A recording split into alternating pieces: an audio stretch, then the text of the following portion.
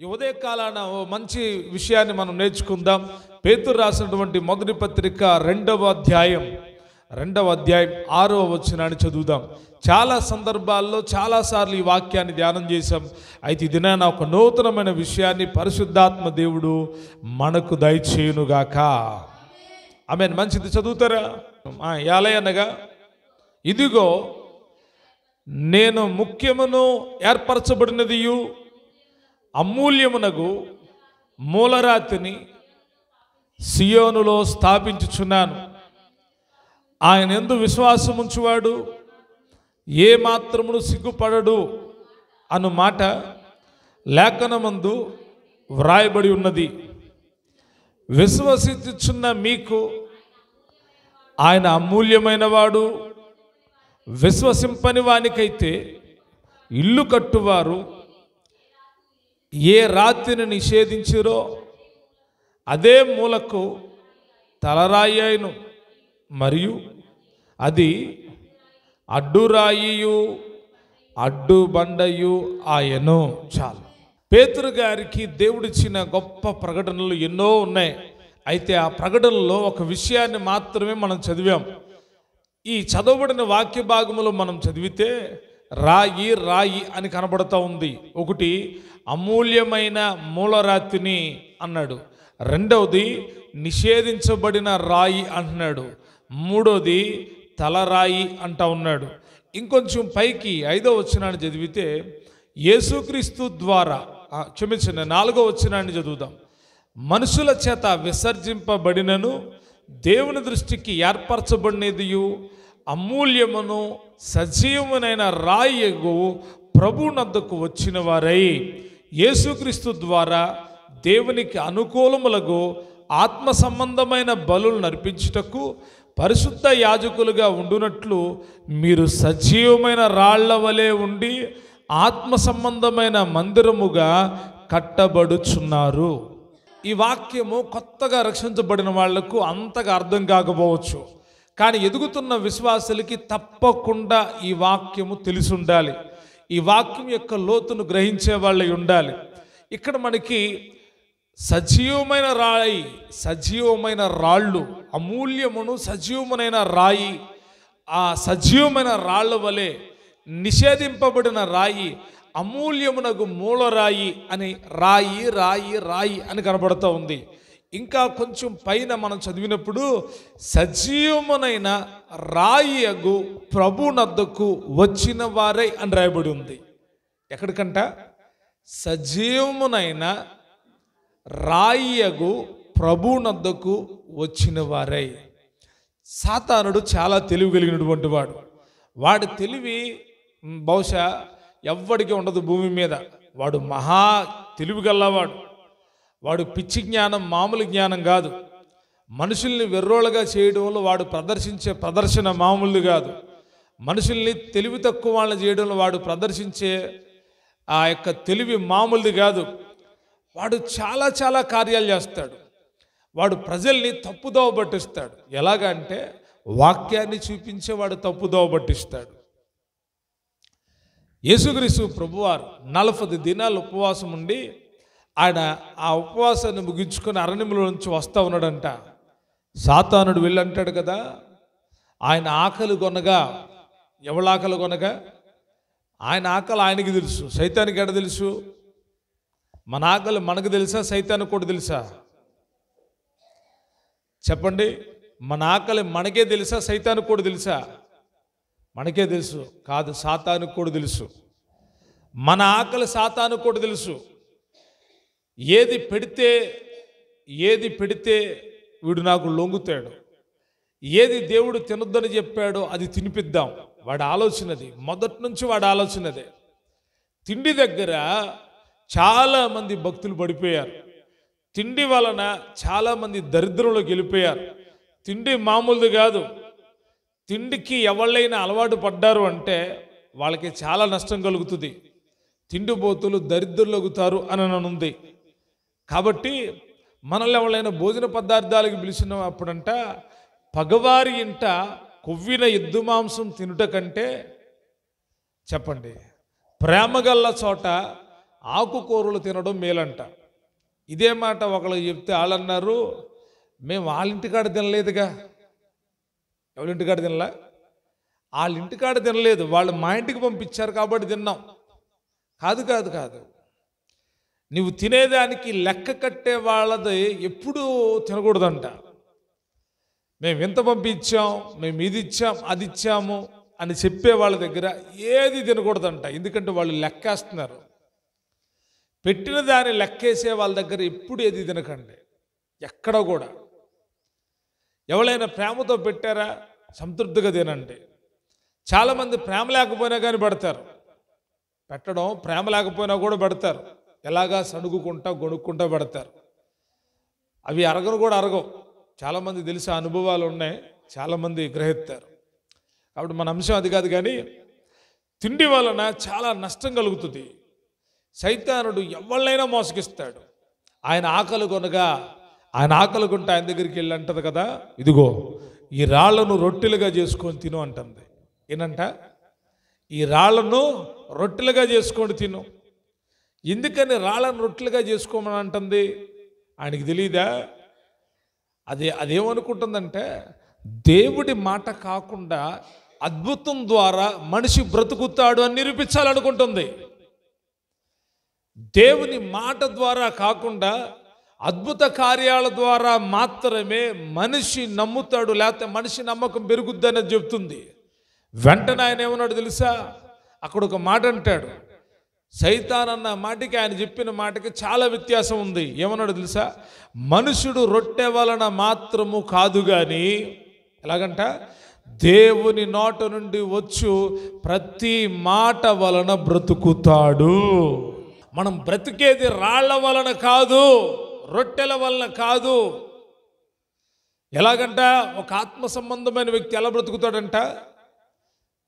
రొట్టె వలన మాత్రము కాదు కానీ దేవుని నోట నుండి వచ్చు ప్రతి మాట వలన బ్రతుకును. భూమి మీద ఉన్నాం కాబట్టి రొట్టె ఆహారమో, చపాతీయో, పూరియో, ఇడ్లీయో ఏదో తింటాం, బ్రతకాలి కాబట్టి. కానీ మన ఆత్మ బ్రతికేది దేవుని వాక్యంతో మాత్రమే. వాక్యం సమృద్ధిగా లేకపోతే ఆత్మలో ఆనందం ఉండదు. శరీరంలో తృప్తి ఉంటుందేమో కానీ ఆత్మలో ఆనందం ఉండదు. శరీరులు దేన్ని బట్టి సంతోషిస్తారంటే పాటలను బట్టి సంతోషిస్తారు, వాయిద్యాలను బట్టి సంతోషిస్తారు, ఏదో అరుపులు కేకలను బట్టి సంతోషిస్తారు. శరీరులు విందులు బట్టి సంతోషిస్తారు, అట్రాక్షన్ బట్టి సంతోషిస్తారు, అలంకరణ బట్టి సంతోషిస్తారు. వీళ్ళు శరీరులు. ఆత్మ సంబంధమైన వాళ్ళు ఇవేమీ ఆలోచించరు. వారి ఆత్మ కాపాడబడ్డానికి దేవుడిచ్చే ప్రత్యక్షతల గురించి ఆలోచిస్తారు. ఆత్మ సంబంధమైన వాళ్ళు పరలోకము తట్టు కనులెత్తి దేవుడు ఏ మాటలు ఎత్తున్నాడో వాటిని హృదయంలో నింపుకోవడానికి సిద్ధంగా ఉంటారు. ఆత్మ సంబంధమైన వాళ్ళు దేవుడు ఏ పలుకులను తన సేవకుడి నోట ఉంచుతున్నాడోనని ఆ పలుకుల విషయమై జాగ్రత్త కలిగి తమ చెవులను ప్రభు వైపు ఉంచి వాక్కులు వింటారు. ఎందుకంటే వాక్యము బ్రతికించేది కనుక. నేను ఈ విషయం అంతా ఎందుకు చెప్పానంటే సాతానుడు మోసగిస్తాడని. ఈ వాక్యములు మీరు చదువుతున్నప్పుడు మీకేమైనా అనిపించిందా? మరొకసారి చదువుతాను, మీరు కూడా చూడండి. ఈ వాక్యములో మీకేమనిపించిందో చెప్పండి. మనుషుల చేత విసర్జింపబడినను దేవుని దృష్టికి ఏర్పరచబడినదియు అమూల్యమును సజీవమునైన రాయగు ప్రభువునొద్దకు వచ్చిన వారై అని ఉంది. మీకేం అర్థమవుతుంది? ఈ వాక్యములు ఏమర్థమవుతుంది?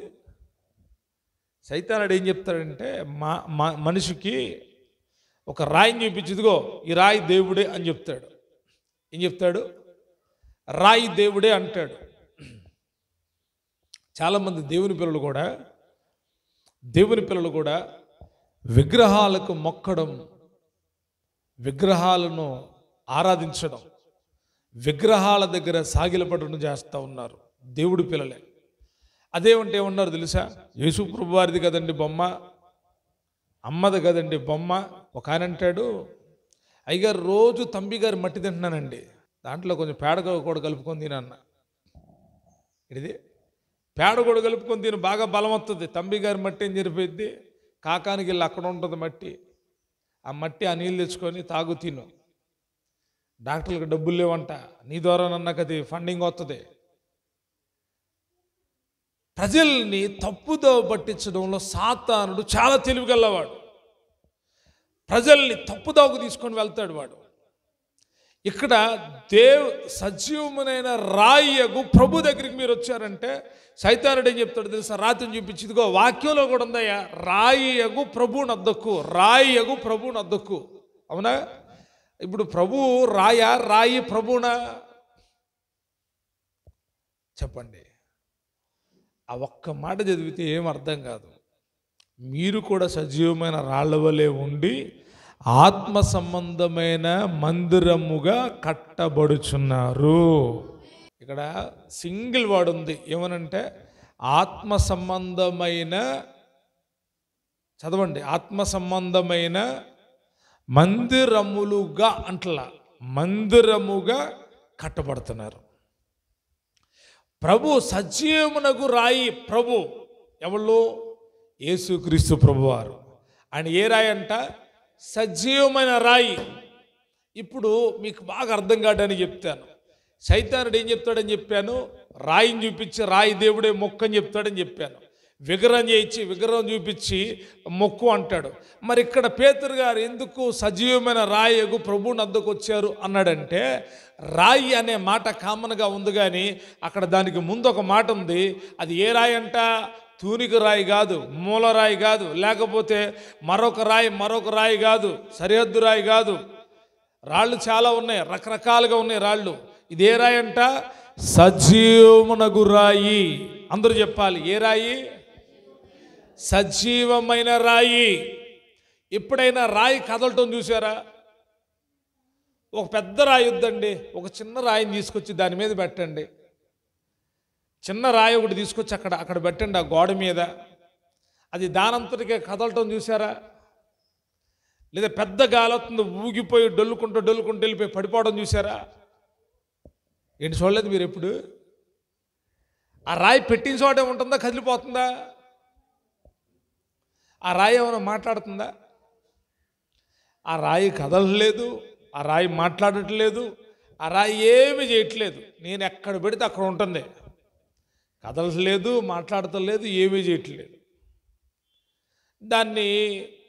దానికి ఏమన్నా, ఇప్పుడు మన ఇండియన్స్ బాగా ఇష్టపడేది రాయి దేవుడిని బాగా ఇష్టపడతారు, రాతి దేవుడిని.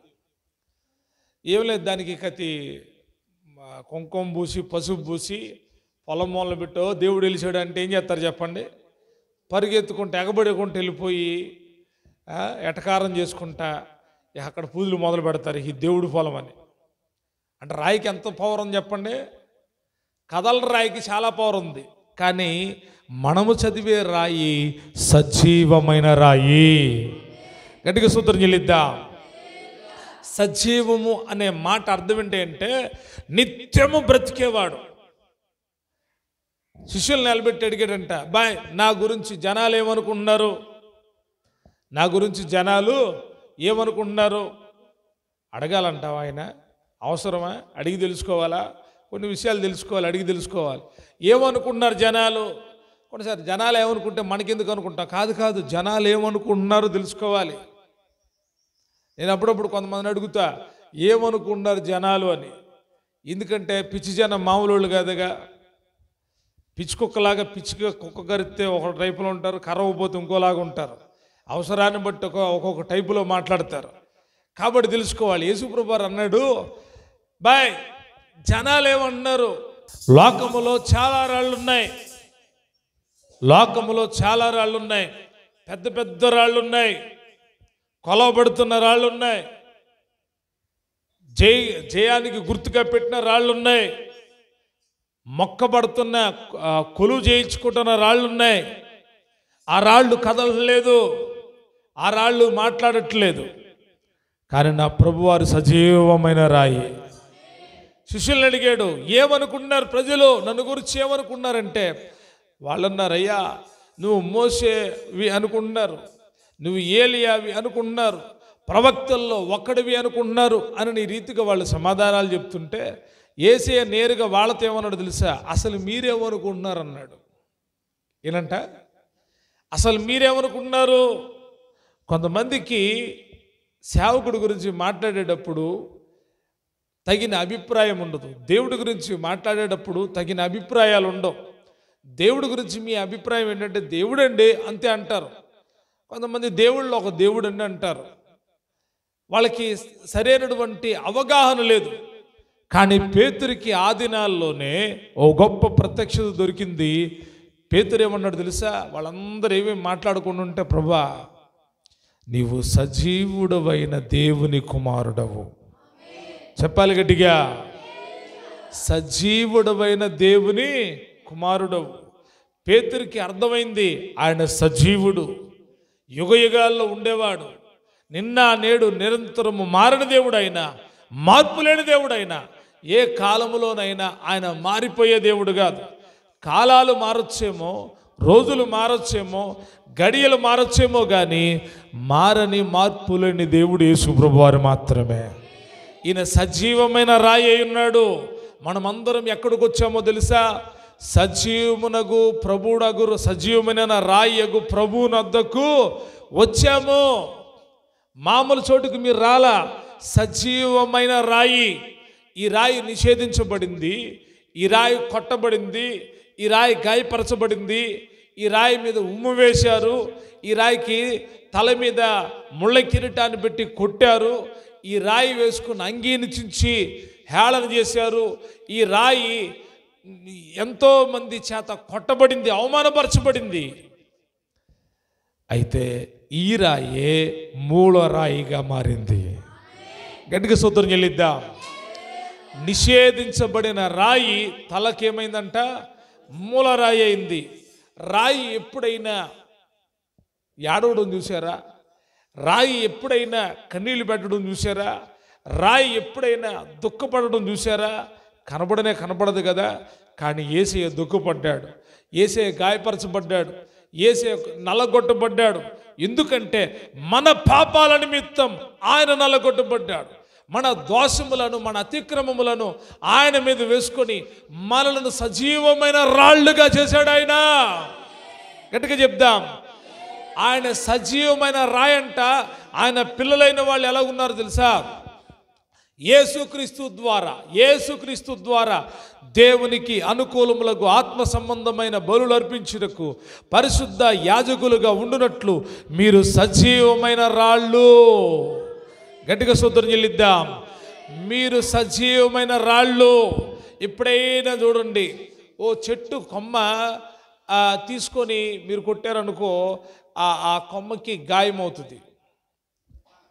మనం కొడితే మనకి దెబ్బ, కర్ర వచ్చి మనకు తగిలినా, మనం వెళ్ళి కర్రకు తగిలిన దెబ్బ ఎవరికి? మనకే. రాయి అనుకోండి, నువ్వు ఒక రాయివి, నువ్వు వెళ్ళి ఎవరికి తగిలినా, ఎవరు వచ్చి నీకు తగిలినా దెబ్బ ఎవరికి? చెప్పరేంటి? ఈ రహస్యం తెలియాలి. నువ్వు వెళ్ళి ఎవరికి తగిలినా, ఎవరు వచ్చి నీకు తగిలినా నువ్వు రాయి అయితే ఏమైద్ది? ఇప్పుడు ఇది ఒక రాయి అనుకుందాం, బాగా ఇత్తటి రాయి. ఈ రాయిని వెళ్ళి మాట వింటే పేటను ఒకటి కొట్టాను, ఎవరు తగులుద్ది దెబ్బ? మనకు తగులుద్దా? రాయికి తగలదా? చెప్పండి. కోపం వచ్చింది, ఒక రాయి తీసుకొని వేసుకొట్టాను, తలకాయకి తగిలింది. దేనికి తగులుద్ది దెబ్బ? రాయికా మనిషికా? మరి ఇప్పుడు దేవుడు ఏమన్నాడు తెలుసా? మీరు మనుషులే లోకంలో, కానీ నాకు మీరు సజీవమైన రాళ్ళు. చెప్పాలి గట్టిగా. నేను కట్టే భూమి మీద కట్టే ఆత్మ సంబంధమైన మందిరానికి మీరు సజీవమైన రాళ్ళై ఉన్నారు. మనల్ని ఏమన్నాడంటే దేవుడు మనల్ని ఏ రీతిగా చూస్తున్నాడంటే, మనల్ని రకరకాలుగా ఆయన చూశాడు. మన విశ్వాసులమని, పరిశుద్ధులమని, దేవుని పిల్లలమని రకరకాలుగా మాట్లాడుకుంటాం. ఇలాంటి అనుభవాల్లో ఆయన చెప్పిన మాట ఏంటంటే, మీరు సజీవమైన రాళ్ళు. ఏ రాళ్ళంట? చెప్పాలి. మనం ఎవళ్ళమంట? అందరూ మాట్లాడాలి. మనం ఎవళ్ళమి? ఎందుకని సజీవమైన రాళ్ళము? ఆయన సజీవుడైన రాయి కాబట్టి మనం కూడా ఎవళ్ళమి అంటే, ఈ రాయి ఎక్కడికి వెళ్ళినా భయపడదు. చెప్పండి. ఈ రాయి ఎక్కడికి వెళ్ళినా, రాయి గట్టిగా ఉంటుంది. ఎట్లుంటుంది? గట్టిగా ఉంటుందా? మెత్తగా ఉంటుందా? గట్టిగానే ఉంటుందా? మెత్తగా లేదా? మెత్తగా లేదా? రాయి గట్టిగానే ఉంటుందా? అయితే మనం గట్టిగానే ఉండాలి. రాయి గాలితో కొట్టుకుపోయిద్దా ఉంటుందా? గాలి కొట్టుకుపోయిద్దా ఉంటుందా? ఉండిద్దా? కొట్టుకుపోదా? కదిలిపోదా? కదలనే కదలతో మనం అలాగ ఉండాలి. చెప్పాలి గట్టిగా. కొన్ని రాళ్ళంట నీళ్ళలో నుంచి కొట్టుకొస్తున్నాయంట. ఏటు ఒడ్డున కొన్ని రాళ్ళు కొట్టుకుంటూ వస్తున్నాయంట. అవి ఆ నీళ్ళల్లో ఏమవుతున్నాయి అంటే ఇత్తాటి కొండల మీద నుంచి నీళ్ళు ఫోర్స్కి కొట్టుకుంటా వచ్చి అవి ఎడతయారైనాయి అంటే నున్నని రాళ్ళు అయినాయి అంట. గట్టిగా స్తోత్రం చెప్దాం. ఏ రాళ్ళు అయినాయి? నున్నన రాళ్ళు. శ్రమల కొలిమిలో నుండి వచ్చే రాళ్ళు ఇవి. ఎందుకో తెలుసా? శత్రువుపై విజయం పొందడానికి. గట్టిగా స్తోత్రం చెప్దాం. ఏ కొలిమిలో నుండి వచ్చే రాళ్ళు? మనం అనుకుంటాం, ఏంటి నేను ఎంత మంచిగా ఉంటే నాకు ఇన్ని బాధలు, ఇన్ని కష్టాలు, ఇన్ని నిందలు, ఇన్ని అవమానాలు, ఏంటి నా ఈ దరిద్రం అని మనం అనుకుంటాం. నువ్వు రాళ్ళల్లో అటు ఇటు అటు రాళ్ళు, ఆ వాగుల్లో ఒక రాయిగా నువ్వు ఆకారం లేదు నీకు, అసలే నీకు రూపం లేదు, విలువ లేదు నీకు. కానీ ఆ రాళ్ళల్లో నువ్వు కొట్టుకొని ఒక్కసారికి నువ్వు ఎప్పుడు వస్తావంటే ఏటు ఒడ్డుకొచ్చి అట్ట పడతావు. దాన్ని వెతికేవాడు దావీదు, దాన్ని తీసుకునేవాడు దావీదు, దాన్ని వాడుకున్నవాడు దావీదైతే నిన్ను వాడుకునేవాడు నా దేవుడై ఉన్నాడు. చెప్పాలి గట్టిగా. ఏదో ఒక రోజు కొట్టుకుంటా ఒడ్డుకొస్తావు, నిన్ను తీసుకుంటాడు. నీకు విరోధంగా నిలబడిన గొలియాతుని ఒక్క దెబ్బతో నీ చేత చంపిస్తాడు. గట్టిగా స్తోత్రం చెప్పు. చెప్పాలి గట్టిగా. నీ ఎదర గొలియాతులు ఎంతమంది ఉన్నా ఏటిలో రాయిలాగా నువ్వు బయటికి రాబోతున్నావు. ఆమెను చెప్పండి. మనము సజీవమైన రాళ్ళమే. అందుకే యేసుప్రభు వారు ఒక మాట అన్నాడు. శాస్త్రులు పరిచయులు కొంతమంది వచ్చినారంట. ఇదిగో యేసుప్రభా, మీ వాళ్ళు బాగా గోల్ చేస్తున్నారయ్యా, గట్టిగా అరుతున్నారు. వాళ్ళు ఏం చేస్తున్నారంట? చెప్పండి, ఏం చేస్తున్నారు? మనం ఎప్పుడైనా బాగా గుర్తుపెట్టుకోవాలండి. మనం చేసే భక్తి అంతటికి ఒక ఆధారం ఉండాలి, ఒక ప్రమాణం ఉండాలి.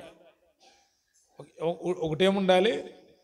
మన వస్త్రధారణ కానుంచి మనం తినే తిండి కానీ, మనం ఆలోచించే విధానం కానీ బైబిల్ చదువుతూ ఉంటే బైబిల్ పరంగానే ఉంటుంది. బైబిల్ పరంగానే ఉంటుంది. యూదులు ఎప్పుడు ఎక్కడ సాగిలపడరంట. నేనంటాను, దేవుడి బిడ్డలు కూడా ఇప్పుడు ఎక్కడ సాగిలపడరు. యూదుల యొక్క సాంప్రదాయాలు, యూదుల యొక్క పద్ధతులు దేవుడికి ఇష్టంగా ఉన్న సందర్భాలు ఉన్నాయి, దేవుడికి అయిష్టత కలిగేసే సందర్భాలు కూడా ఉన్నాయి.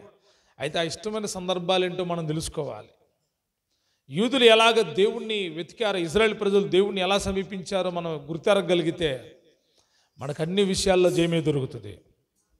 చెప్పాలి గట్టిగా. శ్రమలు మనల్ని చుట్టుముడతాయి, మనలో ముంచి లేపి అలలకి కొట్టుకుంటూ వస్తాం. రూపాన్ని ఇచ్చేది దేవుడు. చెప్పండి గట్టిగా. ఆయన రూపాన్ని ఇస్తాడు, ఆయన వాడుకుంటాడు. ఇంకా రాళ్ళకున్న ప్రత్యేకత ఏంటంటే నువ్వు చాలా పవర్ఫుల్ వెపన్వి. నువ్వు ఒక మంచి సజీవమైన రాయివి. నువ్వు నిన్ను పొడిచినా, నిన్ను తిట్టినా, నిన్ను ఏమన్నా అవి తిరిగి వాళ్ళ ఎదలోనికే వెళ్తాయి. నమ్మితే గట్టిగా చెప్పండి. వాళ్ళు నీ మీద ఏ ప్రయోగాలు చేసినా, చేతబడి శక్తులే పంపిన, దురాత్మల ప్రభావమే నీ మీదకి వచ్చిన నిన్ను ఏమీ చేయలేవు. ఎందుకంటే నీవు సజీవమైన రాయివి. చెప్పాలి గట్టిగా. ఏ రాయివి నువ్వు? సజీవమైన రాయివి. నీవు సజీవమైన రాయివి. ఒక మాట చెప్తాను. ఇర్మియా గ్రంథంలో ఒక రాయి ఉంటుంది, చదువుదాం. 31వ అధ్యాయం 21వ వచనం. త్వరగా చదవండి. ఇర్మియా గ్రంథం 31వ అధ్యాయం 21వ వచనం. ఇశ్రాయేలు కుమారి, సరిహద్దు రాళ్లను పాతించుము. అమ్మా, దోవ చూపు స్తంభములను నిలవబెట్టుము. నువ్వు వెళ్ళిన రాజమార్గము తట్టు నీ మనసు నిలుపుకొనుము, తిరుగుము. ఈ నీ పట్టణమునకు తిరిగి రమ్ము. నువ్వు ఎన్నాళ్ళు ఇటు అటు తిరుగులాడదువు. విశ్వాసఘాతకులారా, యెహోవా నీ దేశములో నూతనమైన కార్యము జరిగించుచున్నాడు, స్త్రీ పురుషుణ్ణి ఆవరించును. ఇర్మియా గ్రంథములో మనం చదివితే ప్రవక్త అయిన ఇర్మియా అన్నాడు, ఇజ్రాయేలు కుమారి సరిహద్దు రాళ్లను పాతించుము, దావచూపు స్తంభములను నిలవబెట్టుము. మొదటిది, సజీవమైన రాళ్ల వలె ఆత్మ సంబంధమైన మందిరాలుగా కట్టబడుతున్నాం. మీరు సజీవమైన రాళ్ళు, మనము సజీవమైన రాళ్ళము. రెండవదిగా చెప్తున్నాను, మనం ఎవలమో తెలుసా? మనం ఎవలమంట? త్రోవ చూపు రాళ్ళము. గట్టిగా స్తోత్రం చెప్పండి. ఏ రాళ్ళు చెప్పాలి? ఏ రాళ్ళు? మనం త్రోవ చూపే రాళ్ళు. ఎప్పుడైనా తెలుసా మీకు త్రోవ చూపే రాళ్ళు? ఇప్పుడు చూడలేదు మీరు? చూసారా? చూడలేదా? ఇప్పుడు కాలం లేవులే. ఇదివరకు కాలంలో గన్నవరం అని నన్ను తెలియాలంటే ఏం చేసేవాళ్ళు? ఇప్పుడు బోర్డులు వచ్చేసినాయి. ఇదివరకు రాళ్ళు ఉండేవి, రాళ్ళను చెక్కి ఆ రాళ్ళ మీద రాసేవాళ్ళు గన్నవరం అని. మీకు తెలుసా? మార్గ మధ్యాల్లో మైల్ రాయిలు అని ఉండేవి. ఎంతమందికి తెలుసు? వాళ్ళు చేయెత్తి గట్టిగా వెళ్ళి చెప్పండి. ఈ మిగతా వాళ్ళకి తెలీదా? మైల్ రాయిలు తెలీదా? మైల్ రాళ్ళు అని వేసేవాళ్ళు. ఇప్పుడు కూడా అక్కడక్కడ మనం చూస్తూ ఉంటే హైవే రోడ్లలో ఇప్పుడు సిమెంట్ వేశారు, కానీ ఇది వరకు సిమెంట్ రాళ్ళు కాదు.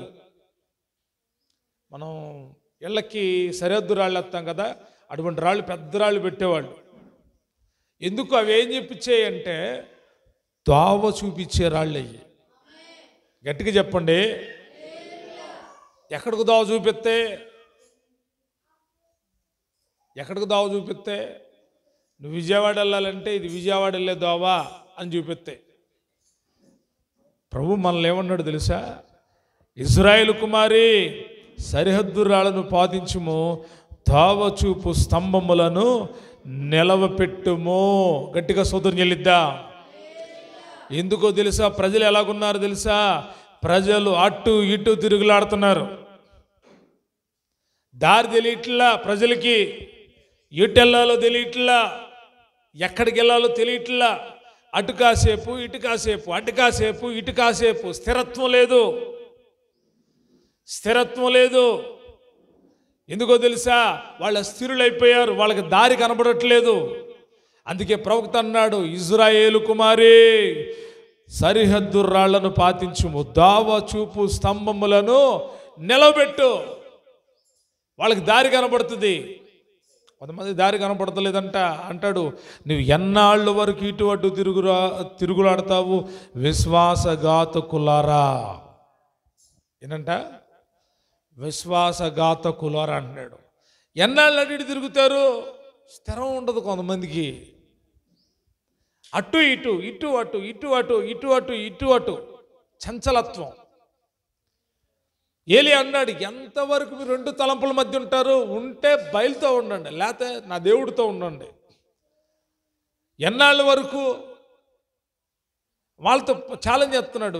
రెండు తలంపుల మధ్య కుదరదు. యెహోవా దేవుడైతే ఆయన సేవిద్దాం, బయలుదేవుడైతే ఆయన సేవిద్దాం, తేల్చుకుందాం రండి అంటే ఏలియా పక్షాన్ని ఎవరు రాలేదండి. ఏలియా ఒక్కడే నిలబడ్డాడంట. కానీ దేవుడు అద్భుతం చేశాడు. ఎందుకంటే ఏలియాలో ఉన్నవాడు పరిశుద్ధాత్మ దేవుడు. కాబట్టి బాగా గుర్తుపెట్టుకోవాలి. మనం ఎవరు అంటే ఓన్లీ ఆత్మ సంబంధమైన మందిరంగా కట్టబడ్డానికి సజీవమైన రాళ్ళు మాత్రమే కాదు, కానీ మనం ఎవరో తెలుసా? త్రోవ చూపే రాళ్ళమే. చెప్పాలి గట్టిగా. నిన్ను చూస్తే త్రోవ కనపడుతుందా? ఒక్కొక్క రాయిని చూస్తే ఆ రాయి దగ్గరికి వెళ్తే ఆ రాయి ఎక్కడికి త్రోవ చూపిస్తుందంటే బారు షాపులోకి దారి చూపిస్తుంది. ఆ రాయి ఎక్కడ చూపిస్తుంది? బారు షాపులోకి దారి చూపిస్తుంది. అలా కాదు, మనం ఎక్కడ నిలబడితే అక్కడ ప్రజలకి దారి చూపించాలి. ఎక్కడికి చూపించాలి దారి అంటే పరలోకానికి దారి చూపించే రాళ్ల వలె మనం ముందుముగాక. ఏ రాళ్ళు మీరు? చెప్పండి, ఏ రాళ్ళు మీరు? పరలోకానికి తావు చూపే రాళ్ళు. ఏదావా పరలోకానికి త్రావు చూపించే రాళ్ళు. తరువాత సరిహద్దు రాళ్ళు. సరిహద్దు రాయి అంటే ఏంటో తెలుసా? సరిహద్దు రాయి ఏం చెప్తుందో తెలుసా? ఆ స్థలానికి ఈ స్థలానికి మధ్య నేనున్నాను అని చెప్తుంది. అవునా? సరిహద్దు రాయి అంటే అక్కడే బాతుతారా? ఆ స్థలానికి ఈ స్థలానికి మధ్యలో బాతుతారా? ఇంటికి మధ్యలో బాతుతారా? చెప్పండి. పక్కంటోళ్ళ స్థలానికి నీ స్థలానికి మధ్య ఉండేదే సరిహద్దు రాయ. సరిహద్దు రాళ్ళను పాటించుమో. ఎందుకో తెలుసా? సరిహద్దు రాయి ఉండాలి, క్రమం ఉండాలి. సరిహద్దు రాయి ఏం నేర్పుతుంది అంటే క్రమం కలిగి నడుచుకోవడం అనేది సరిహద్దు రాయి నేర్పుతూ ఉంది. హోషేయ గ్రంథం 5వ అధ్యాయం 10వ వచనంలో ఒక మాట ఉండి చదువుతాం. యోధావారి అధిపతులు సరిహద్దు రాళ్ళు తీసివేయి వారు వలెనున్నారు. నీళ్లు ప్రవహించున్నట్లు నేను వారి మీద నా ఉగ్రతను కురంభరింతును. ఏం చేస్తున్నారంట? కొంతమంది ఏం చేస్తున్నారంట? సరిహద్దు రాళ్ళు తీసేస్తున్నారంట. సరిహద్దు రాళ్ళు తీయడం అంటే అర్థం ఏంటో తెలుసు? అక్రమం చేయడం. ఏం చేయడం? సరిహద్దు రాళ్ళు బీకారంటే అర్థం ఏంటంటే, ఎందుకు బీకేవరా సరిహద్దు రాయి అంటే కన్ఫ్యూజేషన్ చేయడానికి. ఆ మధ్య ఒక అతను చెప్తున్నాడు, ఏం జరుగుతుందో తెలియదు పాస్టర్ గారు, తెల్లారికి రాయి మారిపోతుంది. ఏమైపోతుందంట? నా స్థలంలో ఉన్న రాయి ఫోటో తీసి ఇక్కడే పాతాను కదా అని చూస్తుంటే 2 రోజులు అవుతుంది, తర్వాత వెళ్ళి చూస్తే ఆ రాయి అక్కడ ఉండలేదంట. ఏమవుతుంది? దానికి కాళ్ళు చేతులు వచ్చేసినాయి. అది అరగజం. ఎంత? గజమో అరగజమో కొంచెం పక్క జరుగుతుందంట. ఎటు జరుగుద్దండి? ఎటు జరుగుద్దా? క్రమము తప్పిన వాళ్ళు ఉన్న చోట ఇలా జరుగుద్ది, క్రమం కలిగిన చోట ఇలా జరగదు. సరిహద్దు రాళ్ళు పాతేది ఎందుకో తెలుసా? ఓ క్రమం కలిగి నడుచుకోవడానికి. చెప్పాలి గట్టిగా. నువ్వు సరిహద్దు రాయిలాగా ఉండాలంటే క్రమము నేర్పించే సరిహద్దు రాళ్ల వలె ఉందురుగాక. నువ్వు నిలబడాలి. నేను సరిహద్దు రాయను, నాకు తెలుసు క్రమం. ఇదిగో అవతల వాళ్ళది ఎక్కడో తెలుసు నాకు, యువతల వాళ్ళది ఎక్కడో తెలుసు నాకు. సరిహద్దు రాయికి ఏం తెలియాలి? సరిహద్దు రాయి ఏం చూపిస్తుంది చెప్పండి? నలుదిక్కులు చూపిస్తుంది. ఆ దిక్కు తూర్పు దిక్కు ఎవడో తెలుసు, పడమటి దిక్కు ఎవడో తెలుసు, ఉత్తర దిక్కు ఎవడో తెలుసు, దక్షిణ దిక్కు ఎవడో తెలుసు. మరి సరిహద్దు రాయి బీగితే దిక్కు తెలియదు, ప్లేసు తెలియదు. యోధావారిలో కొంతమంది అంట, యోధావారి అధిపతులు సరిహద్దు రాళ్ళు తీసేసే వాళ్ళలాగున్నారంట. పీకేస్తున్నారు కొంతమంది సరిహద్దు రాళ్ళు. అంటే క్రమము లేకుండా బ్రతుకుతున్నారు. అక్రమము అన్నమాట. అక్రమము. అయితే మనం అలా ఉండకూడదు. ఎక్కడ ఉన్న ప్రభు కోసం సరిహద్దు రాళ్ళలాగా నిలబడాలి. చెప్పాలి గట్టిగా. ఆ రాయి నిన్ను పాతాడు. ఆయన నిన్ను పాతాడు రాయిగా. నువ్వు నిలబడి దేవుడు కొరకు ఏ దిక్కు నుండైనా మాట్లాడటానికి సిద్ధంగా ఉండాలి. సిగ్గుపడని పనివాళ్ళగా ఉండాలి. అదే సరిహద్దు రాయి యొక్క అనుభవం. ఇంకొక మాట చెప్తాను, 5వది 4వది అనుకుంటా. సామెతల గ్రంథం 16వ అధ్యాయం 11వ వచనం. త్వరగా చదవండి, టైం అయిపోయింది. న్యాయమైన త్రాసును తూనిక రాళ్లను యెహోవా యొక్క ఏర్పాటులు. గట్టిగా స్తోత్రం చెల్లిద్దాం. ఏనంట? న్యాయమైన త్రాసును తూనిక రాళ్లను యెహోవా యొక్క ఏర్పాటు. ఏంటండి దీని అర్థం ఏంటి? దీని అర్థం ఏంటి అంటే మనము న్యాయమైన తూనిక రాళ్ల వలె ఉండాలి. చెప్పండి గట్టిగా. ఒకసారి ఇప్పుడంటే ఎలక్ట్రికల్ కాటాలు వచ్చినాయి. ఇదివరకు కొట్లలో ఏముండేవి? 50 గ్రాములు 25 గ్రాములు కానించి రాళ్ళు ఉండేవి. చాలామందికి తెలుసు. ఎంత? 25 గ్రాముల రాళ్ళ కానుంచి దాదాపు 5 కేజీల రాళ్ళ దాకా, అంటే చిన్న కొట్లో 1 కేజీ రాయి దాకా 2 కేజీలు 3 కేజీలు రాళ్ళు ఉండేవి. ఈ కొంతమంది ఏం చేసేవాళ్ళు అంటే ఈ రాళ్ళల్లో డూప్లికేట్ కూడా తయారు చేశారు. అది కాటారాయ కనపడుతుంది, అరగిలో కనపడుతుంది, కానీ అరగిలో ఉండదు. అది పైకి మాత్రం ఏముంటుంది, అక్కడ 500 వేసి ఉంటుంది, కానీ అరగిలో ఉండదు. ఇక త్రాసు అంటారా, రాళ్ళు త్రాసు చాలా ప్రాముఖ్యమైనవి. త్రాసు పెడతారు కొంతమంది, ఇట్లా పెట్టుకుని కాట పట్టుకుంటారు. అప్పుడప్పుడు చేపల వాళ్ళని గమనించండి, తూకం వేసేవాళ్ళు వస్తారు. ఇప్పుడు తూకం వేసేవాళ్ళు వస్తే ఏం చేస్తారు తెలుసా, ఏం ఆ చేప బాగుంది, ఈ చేప బాగుంది అంటే ఇక్కడ పట్టేసుకుంటాడు. దీన్ని ఆడిక్కడ పట్టుకొని చేప బొరు పెట్టి ఉంటాడు, దోత్తా ఉంటాడు. ఆడు ఎందుకు ఎక్కువ ఉందని చెప్పడానికి. అంటే దాని అర్థం ఏంటంటే దేవుని పిల్లలు అన్యాయం చేసేవాళ్ళగా ఉండకూడదు. న్యాయమైన త్రాసును తూనిక రాళ్ల వలె ఉండాలి. అది యెహోవా ఏర్పాటు. చెప్పాలి గట్టిగా. ఏ క్షణంలో కూడా అన్యాయానికి కొమ్ము గాయకూడదు. మన న్యాయము న్యాయంగా ఉండాలి, మన త్రాసు న్యాయంగా ఉండాలి. అంటే అర్థం ఏంటో తెలుసా, మన మాట న్యాయబద్ధంగా మాట్లాడాలి. ఇన్బ్యాలెన్స్ కాదు, న్యాయంగా మాట్లాడాలి. కేజీ అంటే కేజీయే, 2 కేజీలు అంటే 2 కేజీలే. దీంట్లో మోసం ఉండకూడదు. న్యాయమైన తూనిక రాళ్ళు, న్యాయమైన త్రాసు తూనిక రాళ్ళు యెహోవా యొక్క ఏర్పాటు. మనము న్యాయమైన తూనిక రాళ్ళలాగా ఉండాలి. కల్తీ మన దగ్గర ఉండకూడదు. 500 కేజీయే. మన త్రాసు తప్పుగా ఉండకూడదు, మన రాళ్ళు తప్పుగా ఉండకూడదు. మనం ఎక్కడుండినా యథార్థవంతుల గుంపులో ఉండాలి. అందుకే భక్తుడు అంటాడు, యథార్థవంతుల వంశపు వారు దీవించబడతారు. యథార్థవంతుల వంశపు వారు, వారి సంతానం దీవించబడుతుంది. వారు భిక్షమెత్తుకోరు, వారి సంతానాన్ని దేవుడు దీవిస్తారంట. మనము న్యాయంగా ఉంటే ఈరోజు మనకు తిండి దొరకపోవచ్చేమో, కానీ మన కుటుంబానికి మాత్రం తప్పకుండా తిండి దొరుకుతుంది. మనం న్యాయంగా నడుచుకుంటే, కనికరాన్ని చూపిస్తా నడుచుకుంటే ఈరోజు మనకేది సంపాదన దొరకపోవచ్చేమో, కానీ మన పిల్లలకు దీవెన కలుగుతుంది. మన న్యాయం మన వెంటొస్తుంది, మన అన్యాయం కూడా మన వెంటొస్తుంది. న్యాయము నిన్ను దేవుడి సింహాసనం ఎదుటి నిలబెడితే, అన్యాయము నిన్ను పాతాళంలోకి తీసుకుని వెళ్తుంది. కాబట్టి న్యాయమైన రాళ్ళలాగా మనం ఉండాలి. ఏ రాళ్ళలాగా ఉండాలి చెప్పండి? ఏ రాళ్ళలాగా? ఎక్కడైనా న్యాయానికి ఉంటానండి నేను, అన్యాయానికి మేము కొమ్ముగాయాం. వాడు అంతరుడైనా సరే, వాడు చేసింది అన్యాయం అయితే అన్యాయమైనా మాట్లాడతాం, వాడికి సపోర్ట్ చేయం మేము.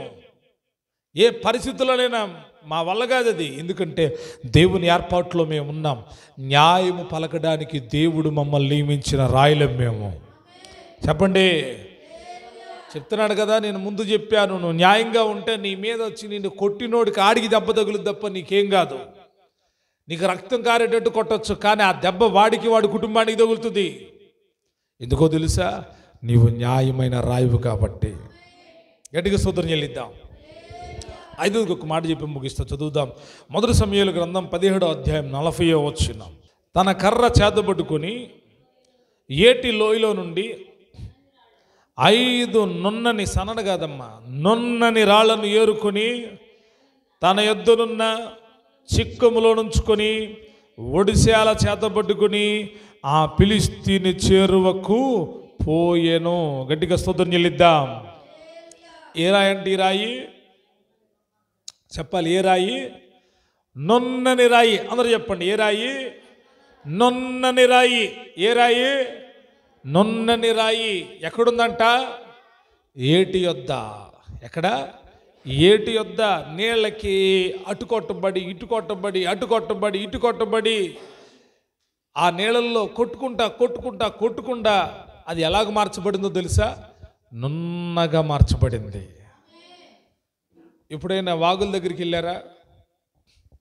వాగుల దగ్గరికి వెళ్ళాలండి. దేవుడి పిల్లలు చూస్తూ ఉండాలి. అన్నీ జలాశయాల దగ్గరికి వెళ్తే, వాగుల దగ్గరికి వెళ్తే అక్కడ రాళ్ళు వాటిని చూస్తే చాలా బాగుంటాయి. సముద్రం ఒడ్డున కొన్ని రాళ్ళు ఉంటాయి. నేను అండమాన్ వెళ్ళినప్పుడు చాలా రాళ్ళు ఏరా. ఏమండి పాస్టర్ గారు ఎత్తుకొని వెళ్తానన్నా, అసలు ఎక్కడి నుంచే నేను తీసుకొని వెళ్ళిన ఎవరో రాళ్లే కదండి. ఏమైంది? నువ్వు వేరిన రాళ్ళు మామూలు రాళ్ళు కాదు, అవి విలువైన రాళ్ళు. అయ్యి ఏమవుతుందండి? బాగున్నాయి, భలే ఆకారాలు బాగున్నాయి, చాలా బాగున్నాయండి. కానీ ఏం చేయనీరంట? రాళ్ళు తీసుకొని వెళ్ళనీరంట.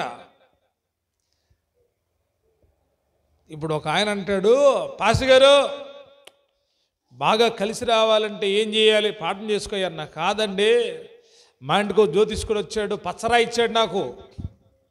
ఏ రాయి అంట? పచ్చరాయి ఇస్తే పచ్చరాయి పెట్టుకుంటే కలిసి రాదు. ఈ మధ్య ఒక ఆయన సంఘ పెద్దంట పెట్టాడు రాయి చేతికి. ఏడదంటే ఇది అక్కడదే. ఎక్కడదే? ఆయన ఇచ్చాడంట, అది పెట్టుకుంటే కలిసి వస్తుంది అన్నాడంట. తీట్లా కలిసి వస్తుంది. కొన్ని రాళ్ళు కలిసి వస్తాయి. మీ దగ్గర కూడా ఉంగరాలు ఉంటాయా? మీ ఉంగరాలు కూడా రాళ్ళు పెడతారా పెట్టరా? ఇప్పుడు పెడతలేదు అనుకుంటే ఎక్కువ. రాళ్ళు చాలా విలువైనవి. బైబిల్ గ్రంథంలో మనం చదివితే పరలోకములో 12 రాళ్ళు ఉన్నాయి. ఏ రాళ్ళు ఉన్నాయి? 12 రాళ్ళు, వెలగల విలువైన రాళ్ళు, మిక్కిలి వెలగల రాళ్ళు అంట. ఈ రాయి ఏ రాయి అంటే నున్నని చెప్పాలి. ఏ రాయి? నున్నని రాయి, మామూలు రాయి కాదు. దేవుడు నిన్ను నున్న రాయిగా మార్చును కాక. నున్న రాయి అవ్వాలంటే అయిపోయిద్దా నున్నగా? చెప్పండి. ఇప్పుడు నున్నగా అయిపోతున్నాయా? అవట్లేదా? నేను చెప్పే మాట బాగా లోతుగా ఆలోచించండి. ఇప్పుడు నున్నగా అవుతున్నాయి. అవట్లేదు బుజ్జి, ఊరికినే అయిపోతున్నాయి. బాగుంది. ఈ రాయనగాలు తెచ్చి ఏం చేస్తున్నారు తెలుసా? ఏం చేస్తున్నారు? వాళ్ళు యూట్యూబ్ బాగా చూస్తున్నారు, షార్ట్ వీడియోస్ బాగా చూస్తున్నారు. వాళ్ళకి బాగా అర్థమైపోతుంది. ఏడేస్తున్నారు? మిషన్లో వేస్తున్నారు. తర్వాత మిషన్ మీద పెట్టి రాయిని ఏం చేస్తున్నారు? నున్నగా తయారు చేస్తున్నారు. మరి ఇదివరకు దావీదు ఆండం చేరుకొచ్చాడు, ఏ మిషన్ మీద వేసిన రాళ్ళు అయ్యి? చెప్పండి. అంటే ఇప్పుడు ఫ్యాషన్ భక్తి ఎక్కువైపోయింది. పైన పటారం లోన్లు అటం అంటాం కదా, ఏమో ఫాస్ట్గా నున్న తయారవుతుంది. ఉపయోగం లేదు అవి. ఒక ఆయన అన్నాడు, ఏమండి అవి దెబ్బకు పగిలిపోతాయండి. ఆ మిషన్ మీద నునుపు చేసిన ఏమవుతాయి? దెబ్బకు పగిలిపోతాయి. కానీ వాగులో నుండి, నదుల్లో నుండి, పర్వతాల నుండి కొట్టుకొచ్చి నునుపైన రాళ్ళు గట్టిగా ఉంటాయి.